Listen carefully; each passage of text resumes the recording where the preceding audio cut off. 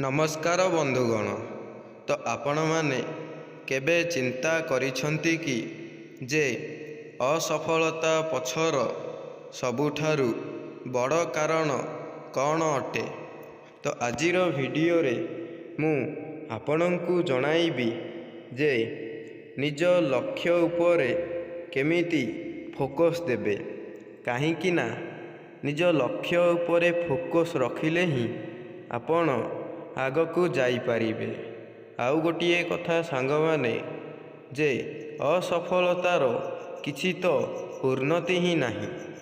ଆଉ ଆମେ ଅଧିକ ପରିଶ୍ରମ କରିବା ଦ୍ୱାରା ମଧ୍ୟ ଆମେ ଯଦି ଅସଫଳ ରହିଥାଉ, ତେବେ ମୁଁ ଏହି ଭିଡ଼ିଓରେ ଯାହା କହିବାକୁ ଯାଉଅଛି ଆପଣମାନେ ତାହା ଶୁଣନ୍ତୁ। ଦେଖିବେ ଆପଣଙ୍କର ଜୀବନ ଅଧା ଦିନରେ ବଦଳିଯିବ। ଆଉ ଆପଣ ମଧ୍ୟ ଏମିତି ସକ୍ସେସ୍ ହେବେ ଯେ ଆପଣଙ୍କୁ କେହି ମଧ୍ୟ ଗରିବ କହିବ ନାହିଁ। ତ ସାଙ୍ଗମାନେ, ମୋର ଆପଣଙ୍କୁ ଗୋଟେ ମାତ୍ର ଅନୁରୋଧ ଯେ ଭିଡ଼ିଓଟିକୁ ଫାଷ୍ଟରୁ ଲାଷ୍ଟ ଯାଏଁ ନିଶ୍ଚୟ ଦେଖନ୍ତୁ। ଆଉ ଭିଡ଼ିଓଟି ଆପଣଙ୍କୁ ପସନ୍ଦ ଆସୁଥିଲେ ଏହି ଚ୍ୟାନେଲକୁ ଗୋଟିଏ ସବସ୍କ୍ରାଇବ୍ କରି ବେଲ୍ ଆଇକନ୍କୁ ଅନ୍ କରିକି ରଖିଥିବେ, ଯାହାଫଳରେ ମୁଁ ଭିଡ଼ିଓ ଛାଡ଼ିବା ମାତ୍ରେ ଆପଣଙ୍କ ପାଖକୁ ନୋଟିଫିକେସନ୍ ଜରିଆରେ ସର୍ବପ୍ରଥମେ ପହଞ୍ଚି ପାରିବ। ତ ଚାଲନ୍ତୁ ଆଉ ଡେରି ନ କରି ଷ୍ଟାର୍ଟ କରିବା। ତ ସାଙ୍ଗମାନେ, ପ୍ରଥମରେ ହେଉଛି ଏହି ଦୁନିଆରେ ଅଧିକାଂଶ ଲୋକ, ଯାହାକି 100%ରୁ 99% ଲୋକ ଚିନ୍ତା କରନ୍ତି ଯେ ଆମେ କିପରି ଭାବରେ କିଛି କାମ ନ କରି ଆମେ ପଇସା ଆଣିବାକୁ ଚେଷ୍ଟା କେମିତି କରିବା। ତ ଏହାର ଉତ୍ତର କେବେ ବି ହଁ ହୋଇପାରେ ନାହିଁ। କାହିଁକି ନା ସାଙ୍ଗମାନେ, ଶ୍ରୀକୃଷ୍ଣ କହିଛନ୍ତି ଯେ ପର୍ଯ୍ୟନ୍ତ ଆପଣ କୌଣସି କାର୍ଯ୍ୟରେ ସକ୍ସେସ୍ ହୋଇନାହଁ, ତେବେ ଆପଣଙ୍କୁ ଟଙ୍କାଟିଏ ମିଳିବା ମଧ୍ୟ କଷ୍ଟକର ହୋଇପଡ଼ିଥାଏ।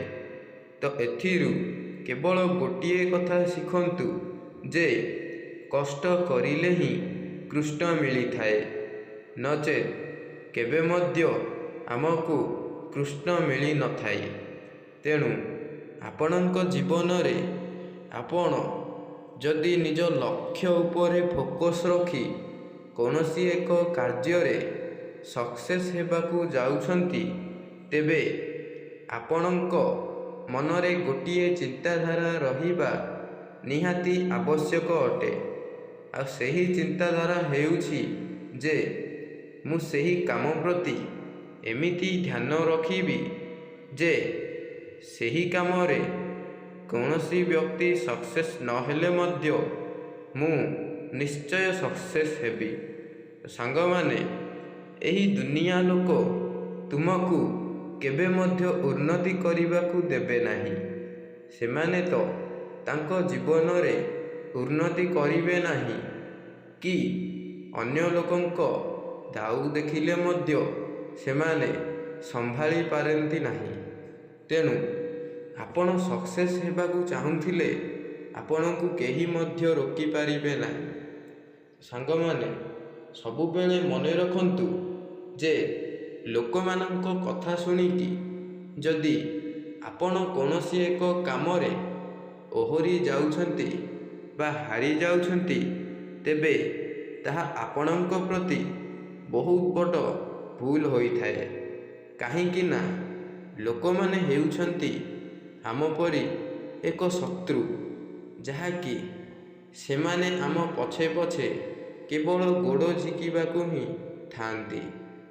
ଲୋକମାନେ ତ ବେଳେବେଳେ ଏମିତି ହିଁ ହୋଇଯାଆନ୍ତି ଯେ ସେମାନେ ଚିନ୍ତା କରନ୍ତି ଯେ ସେହି ଲୋକଟି କେମିତି ସକ୍ସେସ୍ ନ ହେଉ, ହୁଏତ ଅନ୍ୟ ଲୋକଟି ହେଇଯାଉ। ନା ସାଙ୍ଗମାନେ, ଏହା ତାଙ୍କ ପ୍ରତି ଏକ ଭୁଲ ଭାବନା ଅଟେ। ଯଦି କୌଣସି ବ୍ୟକ୍ତି ସକ୍ସେସ୍ ହେବାର ଅଛି, ତେବେ ସେହି ଲୋକ ପଛରେ କେବଳ ଗୋଟିଏ ହିଁ କାରଣ ଥାଏ, କାଳେ ମୁଁ ସକ୍ସେସ୍ ହେବା ଲାଗି କୌଣସି ଲୋକ ମୋ ପଛପଟୁ ଗୋଡ଼ ଝିକି ଦେବନି ତ? ନା ସାଙ୍ଗମାନେ, ଏହାର ଉତ୍ତର ହେଉଛି ନା। କାହିଁକି ନା ସକ୍ସେସ୍ ହେବାକୁ ଥିଲେ ବା ଆପଣ ଯଦି ସଚ୍ଚୋଟ ବ୍ୟକ୍ତି ଅଟନ୍ତି, ତେବେ ଆପଣଙ୍କୁ ଭଗବାନ ହିଁ ସାଥ ଦେବେ। ଏହି ଦୁନିଆର 99% ଲୋକ କେବଳ କଥା କହିବେ, କିନ୍ତୁ ସାଥ ଦେଲା ବେଳକୁ 1% ଲୋକ ଦେବେ। ତ ଆଉ ଗୋଟିଏ କଥା ସାଙ୍ଗମାନେ, ତ ଆପଣ ସକ୍ସେସ୍ ହେବାକୁ ଯାଉଥିଲେ ଆପଣଙ୍କ ପଛରେ କେହି ମଧ୍ୟ ଯିବେ ନାହିଁ। ଆଉ ବେଳେବେଳେ ଆପଣ ଲକ୍ଷ୍ୟ କରିଥିବେ ଯେ ଯେଉଁ ବ୍ୟକ୍ତି ଖରାପ ହେବାକୁ ଲାଗିଥାଏ, ତ ଦେଖିବେ ସେହି ଲୋକ ବା ସେହି ବ୍ୟକ୍ତି ପଛରେ କେତେ ଗୁଡ଼ିଏ ଲୋକ ଧାଇଁ ଆସନ୍ତି। ତ ଏହାର କାରଣ ହେଉଛି କେବଳ ଟଙ୍କା।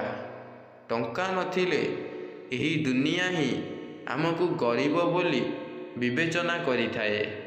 ତେଣୁ ପ୍ରଥମରେ ନିଜ ଲକ୍ଷ୍ୟ ଉପରେ ଫୋକସ୍ ରଖି କେମିତି ଟଙ୍କା କମାଇବେ, ତ ଏଥିଲାଗି ଫୋକସ୍ ଦିଅନ୍ତୁ। ନଚେତ୍ ଏହି ଦୁନିଆ ହିଁ ଆପଣଙ୍କୁ ଗରିବ ବୋଲି ଅନୁଭବ କରିବ, ଆଉ ଲୋକମାନେ ମଧ୍ୟ କେହି ବି ପଚାରିବେ ନାହିଁ। ସାଙ୍ଗମାନେ, ଆପଣ ଗୋଟିଏ କଥା ମନେ ରଖିବା ନିହାତି ଆବଶ୍ୟକ ଅଟେ ଯେ ଆଜି ଯେଉଁ ବ୍ୟକ୍ତି ତୁମର ଈର୍ଷା ଏବଂ ରାଗ ଅଭିମାନ କରିଅଛି, ତ ସେହି ବ୍ୟକ୍ତି ହିଁ ଦିନେ ତୁମର ଗୋଡ଼ ଧରିକି ଭିକ୍ଷା ମାଗିବ। କିନ୍ତୁ ଏହା କେତେବେଳେ ସମ୍ଭବ ଅଟେ? ନା ଯେତେବେଳେ ଆପଣ ସକ୍ସେସ୍ ହେବେ। ତ ସାଙ୍ଗମାନେ, ସକ୍ସେସ୍ କିପରି ହେବେ? ତ ସକ୍ସେସ୍ ହେଉଛି ଏମିତି ଏକ ଜିନିଷ ଯେ ସେହି ବାଟରେ ଗଲେ କେହି ସାଥ ଦେବେ ନାହିଁ, ହୁଏତ ଭଗବାନ ହିଁ ସାଥ ଦେବେ। ତେଣୁ ସେହି ବାଟରେ ଯିବାକୁ ହେଲେ ପ୍ରଥମେ ନିଜ ମାଇଣ୍ଡରେ ଗୋଟିଏ ଲକ୍ଷ୍ୟ ତ ରହିବା ନିହାତି ଜରୁରୀ ଅଟେ। ଆଉ ହଁ ସାଙ୍ଗମାନେ, ସମୟ, ପରିସ୍ଥିତି ଏବଂ ସେ ଯାହା ବି ହେଉ, କିନ୍ତୁ ସମୟ ଓ ପରିସ୍ଥିତି ହେଉଛି ଏହି ମନୁଷ୍ୟ ଜଗତ ପାଇଁ ଏକ ମୂଲ୍ୟବାନ ସମ୍ବଳ, ଯାହାକି ଥରେ ଚାଲିଗଲେ ସେ ଆଉ ଫେରେ ନାହିଁ। ଆଉ ରହିଲା ପରିସ୍ଥିତି। ସାଙ୍ଗମାନେ, ପରିସ୍ଥିତି ବି ହେଉଛି ଏକ ଧର୍ମାନ୍ତର ପ୍ରକ୍ରିୟା, ଯାହାକି ସେହି ପରିସ୍ଥିତି ହିଁ ଆମଠିକି କହିଥାଏ ଯେ ଆମେ କେଉଁ ଟାଇପ୍ର ଲୋକ ଅଟନ୍ତି। କାରଣ ପରିସ୍ଥିତି ବି ଆମକୁ ଅନେକ କିଛି ଶିଖାଇଥାଏ। ଯେପରିକି ଆମ ପରିସ୍ଥିତିରେ ଯେପରି ଆମେ ଆମ ପରିବେଶରେ ଥିବା ଯେକୌଣସି ଏକ ସ୍ଥାନକୁ ଗଲେ ସେ ଆମକୁ ଶିଖାଏ ଯେ ସେହି ସ୍ଥାନଟି କ'ଣ ଅଟେ, ଆଉ ସେହି ସ୍ଥାନରେ ଏମିତି କ'ଣ ଅଛି ଯେ ସେଠାକୁ ଲୋକମାନେ ବୁଲିବାକୁ ଯାଆନ୍ତି।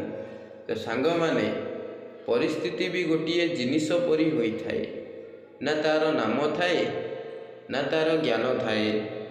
ସେ କେବଳ ଆମକୁ ଶିଖାଇଥାଏ ଯେ ଏହି ମନୁଷ୍ୟଟି କେଉଁପରି ଲୋକ।